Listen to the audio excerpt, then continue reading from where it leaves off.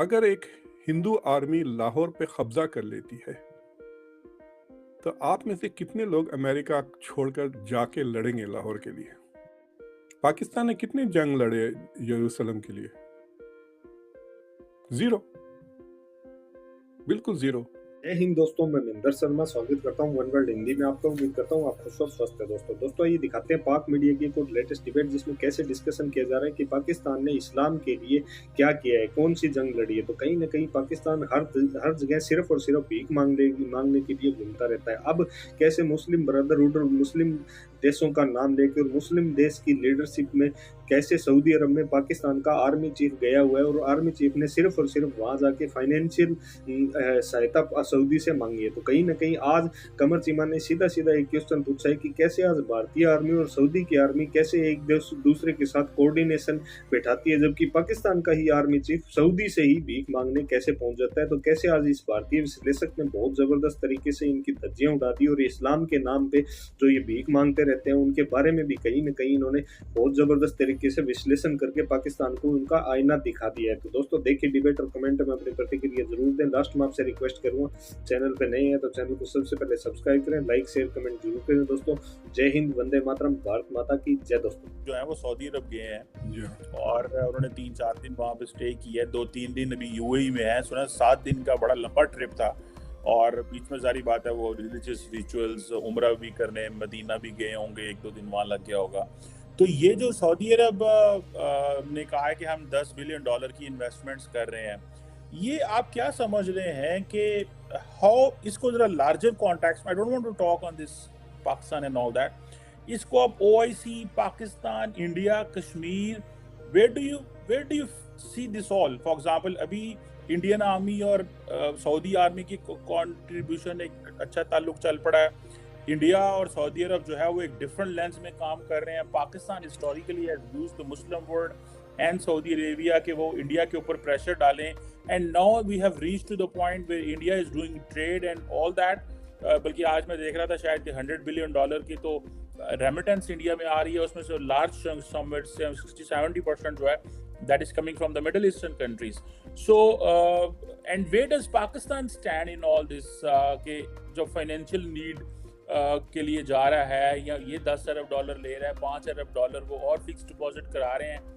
So, Pakistan has lost the case with the Muslim world historically, जो हमने pressure डाला हुआ था उनके ऊपर इंडिया कश्मीर का। देखिए, ये जो मुस्लिम सॉलिडारिटी है, ये शुरू से शैलो रही है। पाकिस्तान ने कितने जंग लड़े यरूशलेम के लिए? ज़ीरो, बिल्कुल ज़ीरो। सो फॉर एग्जांपल मैंने एक एक्सपेरिमेंट किया था, एक ऑडियंस पे मैं लेक्चर दे रहा था जिसमें तकरीबन 95% ऑडियंस पाकिस्तानी अमेरिकन्स की थी। मैंने वो हाइपोथेटिकली कहा कि भाई, आप शुरू में कहा कि भाई सिटीज़ को आप रैंक ऑर्डर करें रिलीजियस इंपॉर्टेंस से। तो उन्होंने कहा मक्का, मदीना, जेरूसलम, और उसके बाद Lahore was the 4th largest उनके लिए सिटी। इस्तांबुल का कोई जिक्र नहीं था। अब करूं तो शायद इस्तांबुल आ जाए, बट साथ के साथ लाहौर वाज द 4th। तो मैंने उनका हाइपोथेटिकली कहा कि भाई, अगर एक हिंदू आर्मी लाहौर पे कब्जा कर लेती है, तो आप में से कितने लोग अमेरिका छोड़कर जाके लड़ेंगे लाहौर के लिए? आपको पता है 80% of the audience raise their hand. मैंने कहा हाथ ऊपर रखे, ये सारे के सारे झूठे हैं। बड़े नाराज होंगे, बड़े बड़े लोग बैठे हुए थे। मैं जब तो ग्रेजुएट स्टूडेंट था, मैंने कहा कि आपने मुझे कहा कि Jerusalem is more important to you than Lahore, but Jerusalem is under an occupation of a foreign army. कितने लोगों ने जाके लड़ा है उसके? So there is this talk है। ये मुस्लिम सॉलिडारिटी ना सिर्फ हवाई बातें हैं, उसमें ना सब्सटेंस नहीं है। अगर सब्सटेंस होता तो एक कलेक्टिव सिक्योरिटी ऑर्गेनाइजेशन होता। बातें कितनी हुई मुस्लिम नेटो की, याद है आपको? पिछले 4-5 साल पहले आपने डोनर्स की लिस्ट देखी? वो अभी जो मैंने बताया आपको जिक्र, उसमें टर्की का नाम है नहीं है, कतर भी नहीं है, उसमें यूएई भी नहीं है। कहाँ है मुस्लिम सॉलिडारिटी? इनके पास इतना सरप्लस कैश तो है ना। Turkey can provide some kind of assistance, ठीक है, उस रेंज में नहीं दे सकता, लेकिन कतर तो दे सकता है, यूएई दे सकता है, बहरीन दे सकता है, कुवैत दे सकता है, दे आर नॉट देयर। सो ये जो मुस्लिम सॉलिडारिटी के बातों पर पॉलिसी कोई नहीं बनाता। सऊदी अरेबिया ने जो इन द पास्ट जो इस्लाम को फॉरेन पॉलिसी में इंक्लूड किया फॉर 3-4 रीजन। एक, उनके लिए it's a source of soft power because of Mecca Medina Saudi Arabia के लिए। दूसरी चीज़ ये है कि they were competing with Egypt, where Egypt was using Arab solidarity, Arab league के थ्रू, तो उसको काउंटर करने ना ओआईसी और आईडीबी बनाया एज इस्लामिक सॉलिडारिटी। लेकिन there is nobody who has क्या बोलना चाहिए, सब्सटेंस नहीं है। जैसा कि यूरोपियन मुल्कों ने यूक्रेन के लिए मदद करी है ना, जिस तरह से ये लड़ रहे हैं यूक्रेन के लिए, सैक्रिफाइस भी कर रहे हैं, वॉलंटियर्स भी जा रहे हैं, literally billions of dollars raise कर लिए वेस्ट ने, उस तरह मुस्लिम दुनिया में आपको एक्चुअल ऐसा एक्शन नहीं दिखा। बकवास बहुत करते हैं ना, जबान छड़ी से बहुत लंबी है। So they talk a lot and unnecessarily talk a lot. मैं कई बार बोल रहा था कि बात ज्यादा बोलने से नुकसान हो जाता है। मिसाल के तौर पे अगर आपका कोई बॉक्सर है, फ्लाईवेट बॉक्सर है, यानी 50 किलो का बॉक्सर, आप उसको इतना चढ़ा दिए, माशाल्लाह खुदा का मुजाहिद है, जब ये बॉक्सिंग करता है इसके साथ फरिश्ते लड़ते हैं, ये वो, तो राइट, तो उसमें टूर्नामेंट में लोग कहेंगे भाई इतना बड़ा बॉक्सर है तो इसको फ्लाईवेट में क्यों, चलो इसको हैवी वेट में डाल देते हैं।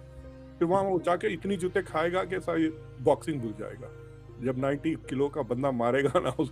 तो यही होता है मुसलमानों के साथ, बकवास बातें बातें बातें इतनी ज़्यादा। सो सॉलिडारिटी इस्लाम के लिए करते तो कुछ नहीं है, they don't put their money where their mouth is. And दूसरी चीज़ ये है कि पाकिस्तान का track record on this issue has not been very good. मतलब पाकिस्तान रेटरिक तो बहुत करता है, लेकिन आपको देखा इमरान खान की कितनी मजाक उड़ा दिए थे उइगर्स के बारे में जब वीडियोस निकली थी। देखिए आपने इंटरव्यूज, इमरान खान से पूछा उइगर के बारे में, तुम कश्मीर के बारे में क्या बात कर रहे हो, उइगर्स में तो और बुरा हाल हो रहा है। इसे no, I never heard of it. जो पहला वीडियो था उसमें तो वो कह रहे थे कि आई नेवर हर्ड। मुझे बहुत मजा आया था, मैंने बार बार कहा था कि अरे भाई पाकिस्तान में कोई इंटरनेट लगा दे खुदा के लिए ताकि ये गूगल कर सके। फिर उसके बाद में वो कहने लगे, finally his last statement was it's all weather friend and we are talking to them behind. तो उसमें क्या होता है, ये क्रेडिबिलिटी चली जाती है आपकी। I mean if you can not stand with Muslims who are suffering, आपके नेशनल इंटरेस्ट को डिफेंड करने के लिए। मैं पाकिस्तानी अमेरिकन से जब ये बात करता तो वो खुलेआम मुझे कहते हैं, मुख्तसर it's in our national interest to ignore this because we want China support and China's help वगैरह। तो दूसरे मुल्क भी इसी तरह का है। जो सऊदी ने पाकिस्तान को इन द पास्ट सपोर्ट किया, it was not based on Islamic solidarity but more on their national security needs. Public को समझाने के लिए ये यूज करते हैं sloganeering. So I think that Pakistan should give up this whole business of OIC, ये वो कुछ भी नहीं होने वाले हैं। इसलिए ये इदारे इतने कमजोर भी तो है ना। द ओनली रियल सब्सटेंस वाला जो इस्लामिक ऑर्गेनाइजेशन है वो आईडीबी है, और जो आपको पैसे दे रहा है वर्ल्ड बैंक से भी ज्यादा। It is giving you more than double. So that is the only genuine institution जिसमें कुछ दे सकते हैं, and they are giving it to their members, not necessarily. India के मुसलमान are not part of IDB's range, so it's not an Islamic organization, it's a membership based country. So that is the issue. But I really want to emphasize this कि Pakistan is not the poorest country in the world, but it is in a financial mess because of bad governance and because of its foreign policy जो है आपकी कश्मीर को लेकर obsession जो है ना, और जो गैप बढ़ते जा रहा है। मैं अभी देख रहा था, अभी आपने भी शायद इस पे शो किया कि जापान को ओवरटेक कर लिया है इंडिया ने, राइट? लेकिन आपने पाकिस्तान का डेटा देखा, India is making 10 times more cars than Pakistan. तो so how can you compete and defeat such a giant next to you? अगर उसमें जाएंगे तो आप खर्जे में डूबते मरेंगे। Literally I am trying to say that Pakistan is a nuclear power. It doesn't need huge conventional capabilities. Counter terrorism पे तवज्जो दे और economic and educational development पे तवज्जो दे at home. बिल्कुल, ये बड़ी इम्पोर्टेंट चीज़ है और जारी बात है, लेकिन ये इतने बड़े सवाल हैं कि इसके ऊपर बात करने के लिए भी आपको जो है ना वो थोड़ा जिगरा चाहिए, क्योंकि इट्स नॉट दैट इजी। आपको पता है ये सवाल बड़े मुश्किल हैं। लेकिन वो जिन्होंने सवाल करने हैं वो तो खुद डरे होते हैं, सियासतदान हमारे उसके अंडर में नहीं है। अच्छा, एक मेरे ज़हन में सवाल आ रहा है ये बात करते-करते इंडिया एंड ओआईसी के रेफरेंस से। रिसेंटली एक कोशिश हुई थी, इंडिया चाहता था कि उसको भी ओआईसी का मेंबर बनाया जाए बिकॉज़ वहाँ बहुत बड़ी मुस्लिम पॉपुलेशन है। फिर आई थिंक यूएई ने रिसेंटली, मुझे याद है जब आई थिंक वो हुआ करती थी सुषमा स्वराज साहबा, जब मिनिस्टर फॉर एक्सटर्नल अफेयर्स हुआ करती थी, तो यूएई ने एक ओआईसी की कोई कॉन्फ्रेंस वगैरह बुलाई थी, तो उन्होंने इंडिया को भी बुलाया, तो पाकिस्तान ने बड़ा प्रोटेस्ट किया। आप समझते हैं सर, ये जो इंडिया की ये जो थी urge to be the member of the OIC, this was legitimate or that was just to for political reasons?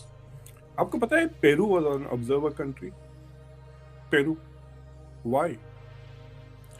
देखिए, what is the purpose of OIC? If the purpose of OIC is to bring some kind of security and economic security organization, तो वो है नहीं, right? It is a UNESCO की तरह है वो। UN security council तो नहीं है ना उसमें। so fine, so if it is working on development etc, why is it ignoring major Muslim populations? आपको पता है कि एक छोटे से कॉलेज में शिकागो में ओआईसी के जनरल सेक्रेटरी को बुला लिया। मैंने उनको बहुत लथाड़ा पब्लिकली इसी मसले पर, इंडिया को भी लेकर। सबसे ज़्यादा बड़ी कंट्री इंडिया है मुसलमानों को, उनको आप किस बेसिस पे एक्सक्लूड करते हैं? आपको पता है Indira Gandhi had also tried to do this. She also wanted to be, she was very upset कि India was excluded from OIC. तो ओआईसी को यूज ये जो मुस्लिम कंट्रीज करते हैं, खासतौर से तुर्की, पाकिस्तान, मलेशिया ने बहुत यूज़ किया है to project themselves into the Arab world. Arab world और मुस्लिम दुनिया में प्रोजेक्ट करने के लिए इसको यूज़ करते हैं। चेयरमैन बन जाते हैं, then it gives them a chance to pretend that they are Khalifa of the Muslim Ummah or something like that. But I think OIC will become a far more potent organization अगर वो मुस्लिम diaspora को भी include करें। America को लेकर